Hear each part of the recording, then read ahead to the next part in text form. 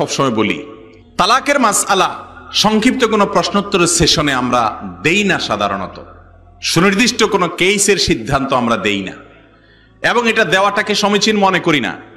তালাকের সুনির্দিষ্ট মাসআলা জানতে হলে বিভিন্ন দারুল ইফতা আছে, বড় বড় মুফতি সাহেবরা আছেন, তাদের কাছে গিয়ে বিস্তারিত বিবরণ লিখিতভাবে হলে ভালো হয়, আর না হলে মৌখিকভাবে বললেও সব বলার পর তিনি আবার পাল্টা প্রশ্ন করে কোনো তথ্য জানার দরকার হলে সবগুলো জানবেন, তারপরে ফয়সালায় আসবেন। সংক্ষিপ্তভাবে আপনি কোনো আলেমের কাছ থেকে এই প্রশ্ন জিজ্ঞেস করবেন তালাকের, এর পেছনে অন্য কোনো আপনার ফাঁক ফোকর থেকে যাবে, তখন মাসআলা সঠিক আসবে না। এই জন্য আমরা কোনো ইন্ডিভিজুয়াল কেসের সিদ্ধান্ত আমাদের আজকের আলোচনা থেকে যেন কেউ না নেন, সে পরামর্শ দিব। আমরা শুধুমাত্র কিছু ধারণা দিচ্ছি যেগুলা থেকে আপনারা উপকৃত হবেন। তার মধ্যে থেকে একটা হলো, অনেকেই তালাক দেওয়ার পর বলে হুজুর ভয় দেখানোর জন্য বলছিলাম। আছে না নাই? এগুলা যারা হুজুর আছেন, আলেম মুফতি সাহেব আছেন, তারা জানেন, এই অভিজ্ঞতা ইমাম সাহেবদের বেশি, যে আয়েশা বলে হুজুর আমি তো দিছি ঠিক আছে, কিন্তু আমি তো আসলে সত্যি সত্যি দেইনি, এটা দিছি হলে তাকে ভয় দেখানোর জন্য। আছে না ভাইরা আমার? তালাক এটা এমন একটা ডেঞ্জারাস বিষয়, এমন একটা ভয়াবহ বিষয়, এটা দিয়ে ভয় দেখানো যায় না, এটা ভয় দেখানোর জিনিস না। আপনি ভয় দেখানোর জন্য হাজারো জিনিস আছে, সেগুলো ব্যবহার করেন, কিন্তু তালাক দিব, তালাক দিয়া তারপরে বলবেন ভয় দেখাইছি, এটা দিয়ে ভয় দেখালে হবে না। তালাক এত ডেঞ্জারাস বিষয়, এত ভয়াবহ বিষয়, বিশেষ করে যুবক যারা বিবাহ করবেন, যারা বিবাহিত আছেন শুনে রাখেন, খবরদার।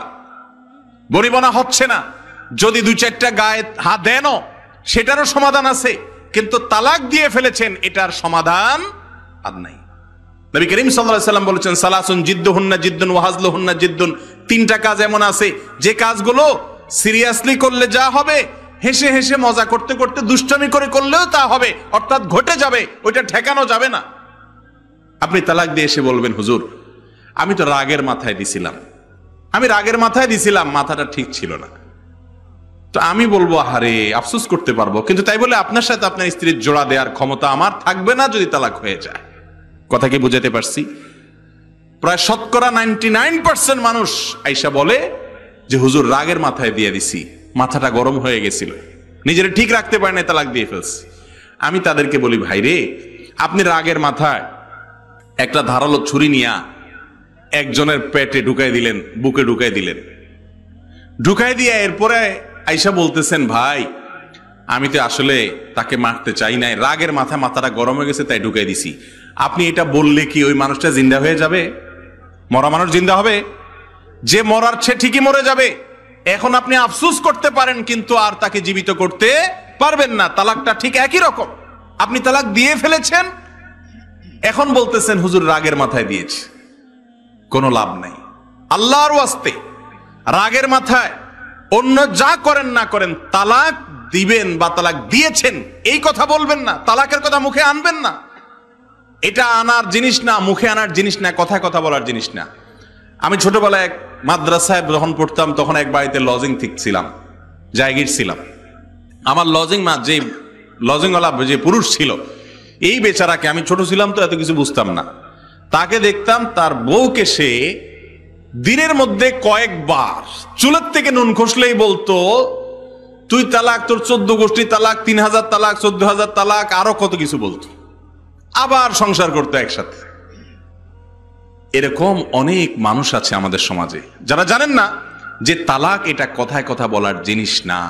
ভাইরে আবারও বলছি, পারলে একটা ধাক্কা দেন, পরে সমাধান হবে, বিচার আচার হবে, সমস্যা নাই, ওটা সমাধান করা যাবে। বোর কাছে আবার পাও ধরে মাপ চাইতে পারবেন, দুটা শক্ত কথা বলেন, কিন্তু তালাক দিছি, তালাক দিলাম রাগের চোটে, এই কথা বলিয়েন না। রাগের চোটে বলার পরে কানলেও আর জোড়া দিতে পৃথিবীর কোন আলেমের ক্ষমতা নাই। তালাক হয়ে গেলে সেটাকে জোড়া লাগানোর আছে? নাই। খুব সাবধান, খুব সাবধান। অনেকে বলে রাগের মাথায় তালাক দিলে তালাক হবে না, আছে না? বলে যে রাগের মাথায় তালাক দিলে কি হবে না? তালাক হবে না। আমি বলি তালাক তো রাগের মাথায় দেয়, তালাক কি মহব্বতের চোটে দেয় কেউ? বলে যে তোমাকে এত ভালোবাসি যে কি আর বলবো, তোমাকে আমি তালাক দিলাম।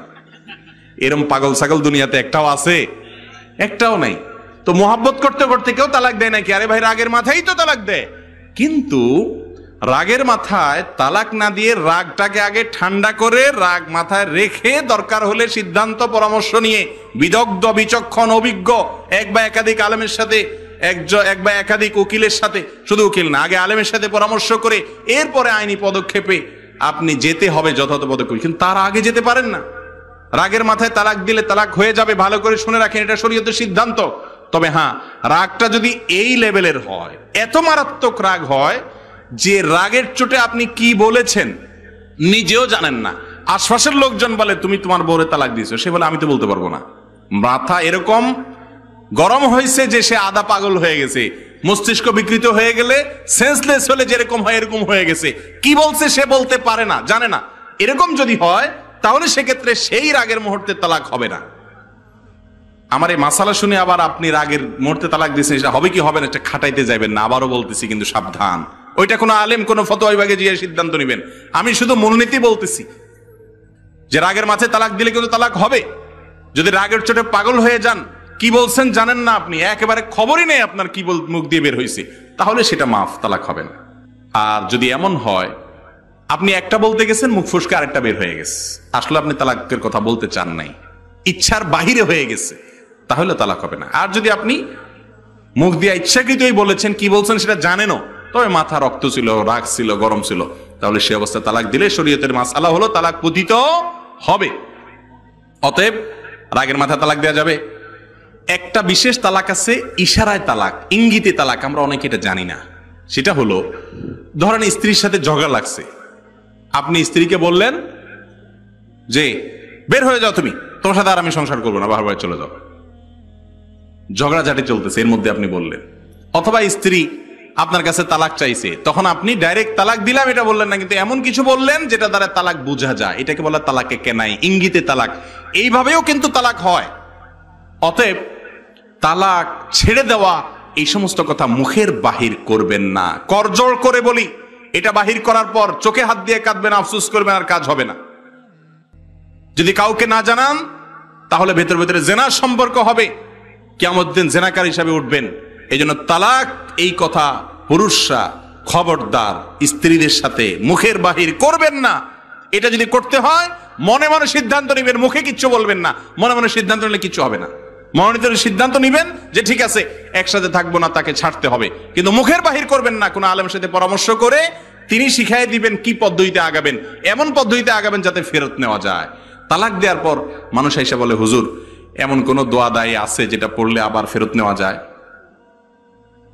তো এরকম কোন দোয়া পৃথিবীতে নাই যে তালাক হয়ে গেলে ওই দোয়া পড়লে আবার জোড়া লেগে যাবে, আছে?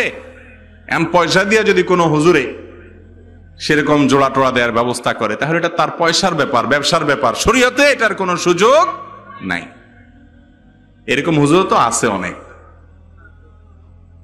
আমরা এক গল্প শুনেছি যে এক মাদ্রাসার এক হুজুর, উনি এক জায়গায় বিয়ে পড়াইতে গেছেন, সাথে কিছু তালেবেলে মাদ্রাসার ছাত্র নিয়ে গেছেন। তো বিয়ে পড়ার পরে খাওয়া দাওয়া বিদায় দিয়ে দিস, হুজুর ঠিক আছে তাহলে আমাদের জন্য দোয়া করেন, জামাই মুসাফা সভা করে হুজুরে বিদায় দিস। হুজুর কয় মানে হাদিয়াটা দিয়া তো পয়সা, হুজুর এটা পরে দেখা করুন আপনার সাথে আমি। হুজুর বুঝছে যে এটা তো মারিং পুরাই, পয়সা তো আর দিবে না, খাওয়াই বিদায় দিয়ে দিস। তো হুজুর বলতেছে সাথে থাকা ছাত্রদেরকে, এই দোয়া উল্টা পড়, বিয়া ভাঙ, দোয়া উল্টা পড়া ধর, বিয়া ভাঙ। ছেলে ভয় কা, হুজুর থামেন থামেন, উল্টা দোয়া পড়েন না, বহুত কষ্টে বিয়া পড়াইছি, এত খরচ বরচ করছি, আপনার হাদিয়া আনতিস, যা পরে হাদিয়া না হুজুর বিদায় দিস।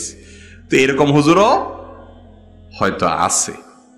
তালাক হয়ে গেলে কোন হুজুরের বাপের ক্ষমতা নাই, সারা দুনিয়ার সমস্ত হুজুরের একসাথ হয়ে গেলে শরীয়ত অনুযায়ী তালাক হয়ে গেছে।